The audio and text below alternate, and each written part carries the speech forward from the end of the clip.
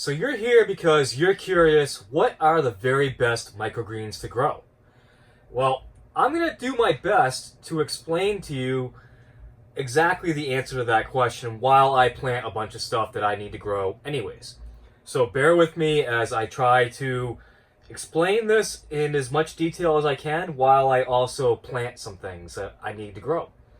My time is very limited. It's hard for me to squeeze all this in, so I'm just going to do the best I can. So what are the very best microgreens you can grow? That answer might not be quite as simple as what you're hoping for or what you're expecting. The best microgreens to grow really just completely depend on the situation in which you're growing them for.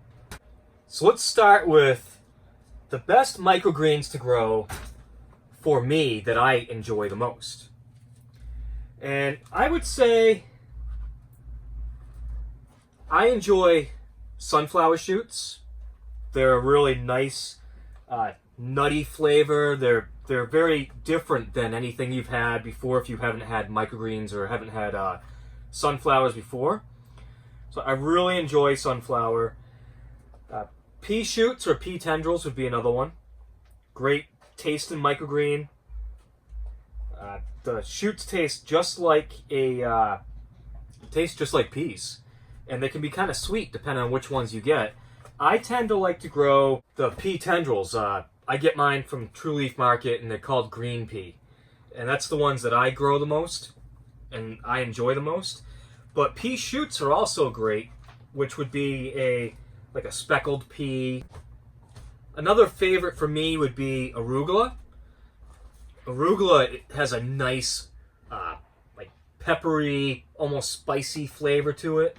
That's something I really enjoy putting in salads and such.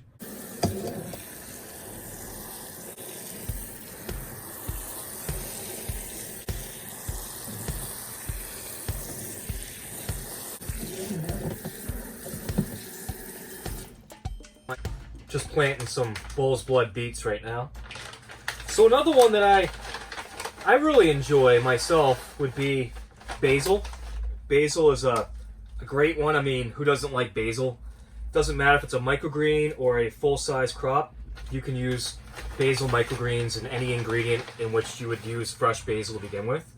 Spaghetti sauces or anything like that. Let's see. I'm really just winging this in case you didn't notice, so bear with me. So we've got peas, sunflower, arugula, basil. I'd say radish would be another one of my favorites. Radish is another microgreen that tastes just like the adult plant. So radish microgreens taste just like radish. Very, very much so. It always surprises people whenever they try radish to find out just how much it tastes just like the adult plant.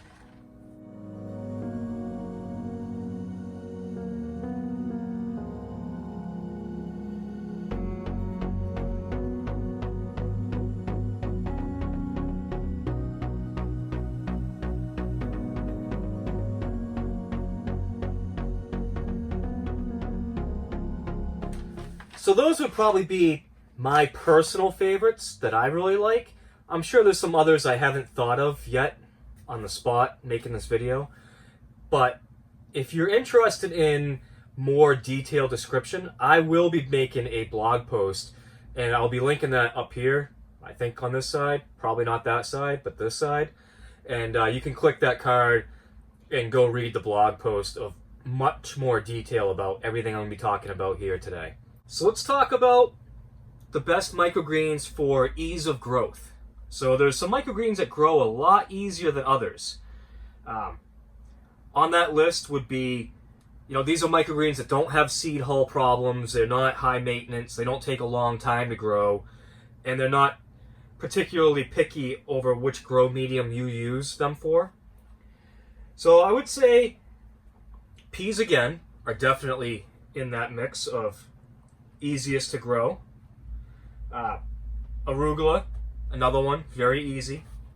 Lettuce is super easy to grow as a microgreen.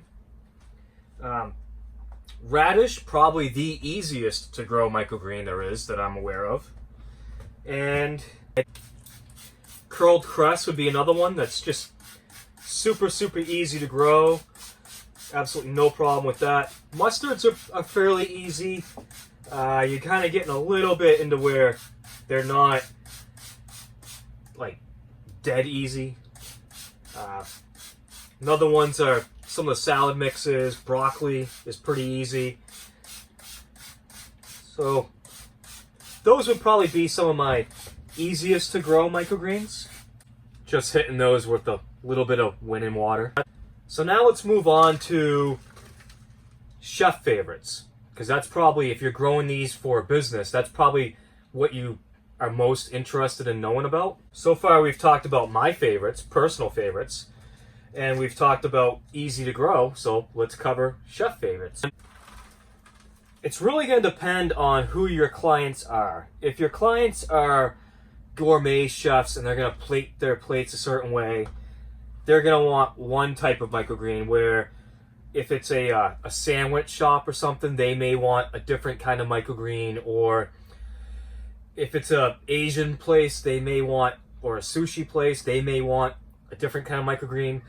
But I'll just give you an overall of what is a pretty good hitting microgreen, regardless of where it's going to go. So probably a chef favorite would be sunflower. You almost can't go wrong with sunflower. That was in the first category as well as one of my personal favorites. And it's such a unique microgreen that it does chefs really well. It's a big microgreen. There's a lot of substance to it. You know, it's something you can really kind of mow down. It goes great on salads and things like that. I haven't really met a chef that said, I don't want any more sunflower. Another chef favorite is a pretty easy one. It's peas. Pea shoots, pea tendrils. I have found that my clients prefer the pea tendrils to the pea shoots, but nobody's ever been overly picky about that. They're happy with either one, but I have asked, if you had a preference, which one would it be? Would it be the tendrils or the shoots? And they almost always say the tendril. The thing is that the tendrils, they take longer to grow, and you're not going to get as big of a yield as you would if it was a pea shoot. So you might get probably 50% more pea shoots in weight than you're going to get pea tendrils from the same area, and it's going to be about 50% faster with the pea shoots. But if people want the tendrils, then that's what I'll grow for them. Another chef favorite is cilantro. You can see right here. I'm actually planting some. And I found that pretty much everywhere I go, regardless of the style of the restaurant, they like the cilantro. Cilantro is it's an all-around good microgreen. It's tons of flavor. It doesn't seem to matter too much about the specific cuisine of the restaurant. They will probably like cilantro. Cilantro microgreens taste just like full-grown cilantro, but a little bit more, maybe a little bit more punch to it. It's a little bit more tender, and it's by far more beautiful on the plate. Another chef favorite, it's probably the one I'm asked for the most, would be bull's blood beets, which you just saw me plant those a minute ago. And that one, I've never had any client tell me that they didn't want bull's blood beets. That's definitely a favorite. There's really no secret as to why chefs love bull's blood beets so much. They're probably one of the most beautiful microgreens you can grow. They're just got that really deep red stem, and they're a gorgeous microgreen. They also have a fantastic beet flavor, but I really don't think that's why chefs like them so much. I think it's really about that color. That's what they're really after. That's why they want the bull's blood beets. Which leads me on to basically my backup for beets. Now, beets are a pretty difficult crop to grow, at least very consistently. Sometimes I'll have great trays, and then all of a sudden things just don't work as good as I did before. So the next chef's favorite would be amaranth. Amaranth is a fairly easy microgreen to grow consistently if you have a really good process. And I've shared that process here on YouTube already with everybody. If you want to check that out, you know, seek out how to grow amaranth and be profitable, I think is what I called it. And that's kind of the fallback for if I don't have beets, they're very happy to have amaranth. Most chefs that ask for beets, I'll sometimes say, well, I don't have beets, but I have amaranth ready. And they don't know really what that is until I show them. And when I show them, they say that that's a great substitute and they're happy with that. So, another chef's favorite. The chef's favorite category is difficult, like I said, because there's so many different microgreens that different places really like. But this next one is another one that it's almost a guarantee is basil. Almost all my chefs' clients, they love micro basil. Just like why it's one of my favorite microgreens is that you can do so much with it. So I've always found if you grow basil, they will buy it. One of the great things about something like basil, along with some of the other microgreens, is that you can plant it, and if you don't have a buyer for it right away, it's not a big deal because it can go for another week. It's going to get a little bit bigger first true leaves, and that's fine if the chef isn't really after specifically just like a critical size of basil, then you're going to be just fine with letting it get a little bit bigger. So it's one of those you can plant that you haven't sold it yet. You don't know who's going to buy it for sure, but you can always go ahead and grow some basil. So I think that covers a lot of the chef favorites. There's more. Mustard is another one that's up on that list.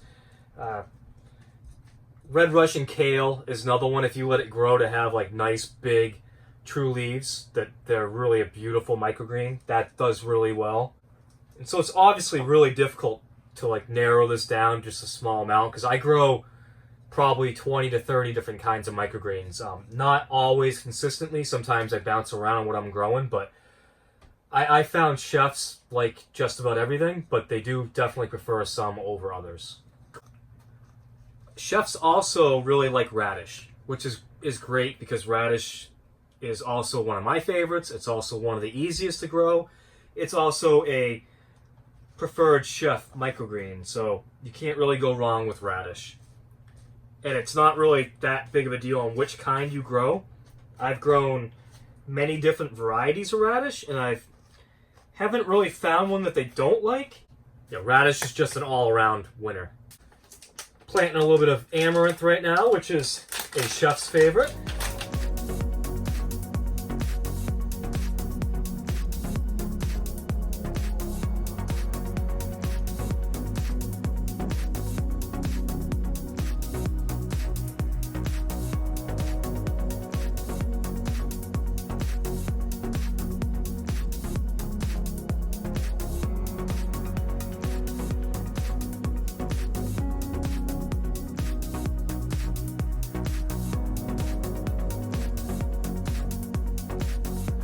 So let's move on to the final category. What are the most profitable microgreens to grow? Well, that one's pretty easy, actually. That's probably my easiest one to answer. And it comes down to how much the seed costs and how much yield you get per tray, plus how much you can sell it for. So those are the three criteria you kind of got to meet to figure out which one's the most profitable. Now, I would say probably, for me, the most profitable microgreen would be radish. That's hands down. I've done breakdowns in the past of that. It's a very inexpensive seed. It's very easy to grow. And you can get upwards of about a pound of radish per 10 by 20 tray. And you can do that in like 7 days, 7 to 10 days. Another one that would be one of the most profitable would be peas. Peas, again, super easy to grow. Definitely get a lot of yield. It's not hard to get more than a pound of pea shoots per tray. You're going to struggle to get a pound of pea tendrils. You can get up to about 10 ounces per tray of pea tendrils. But that's another one. Low seed cost, high yield. But keep in mind that the low seed cost it's not necessarily super low per ounce of microgreens because you use almost a pound of seed per tray of peas. Another really profitable microgreen would be sunflower. The thing is, though, with sunflower is that it's really profitable, but you have to really, you either have to have a really great system or really undervalue your labor, because sunflower is a pretty labor-intensive microgreen. Dealing with all the seed hulls, unless you're not worried about that, it's a lot of work harvesting it. It takes longer for me to harvest sunflower than I can probably harvest 5 trays of radish in the amount of time it's going to take me to harvest sunflower. That could just mean that my system's not that good, but that's just what I find. However, you can easily get over a pound of sunflower per tray. And in my case, I'm able to sell that for the same price as the pea shoots, which is about $6 per clamshell, so about $3 per ounce. That's my pricing. Shouldn't necessarily be yours. And mine are high. Broccoli would be another one that would be a pretty high profit microgreen, but it's not one that's very highly desired. But again, you're going to get 8, 10, 12 ounces of broccoli microgreens per tray using very little seed. So now that I've broken that down into the 4 categories that I just kind of came up with while making this video, I hope you understand why it's a really difficult question to answer when somebody asks me what are the best microgreens to grow, or what are my favorite microgreens, or what do my clients want the most. It's difficult. I mean, I can kind of break those down. Like I said, start with my favorite, easiest to grow, what clients want the most seemingly, and what the most profitable are. And you kind of have to almost make a diagram or a spreadsheet and put all the microgreens I spoke of plus others, because there's a lot more than that, and figure out which microgreens are hitting every spot. Because if you have a microgreen like radish or like peas that are hitting like every single one of those categories, well, then that's one you want to be growing. Doesn't mean though that your clients are going to want those. So you might be selling to somebody that's not interested in those. My clients are not your clients. One restaurant is not another restaurant. But I hope you found that educational. Like I said, I will be writing up the blog. Haven't done it yet. So my card that I pointed to won't exist until I make that blog post, and then I'll put the card up there for you guys to check out. Thanks for watching. I really appreciate you guys. Definitely click that subscribe button if you're not a subscriber already, and I'll continue to make videos that I hope you find to be valuable. I typically will not make a video unless I think I'm offering some sort of value. So thanks again. Bye.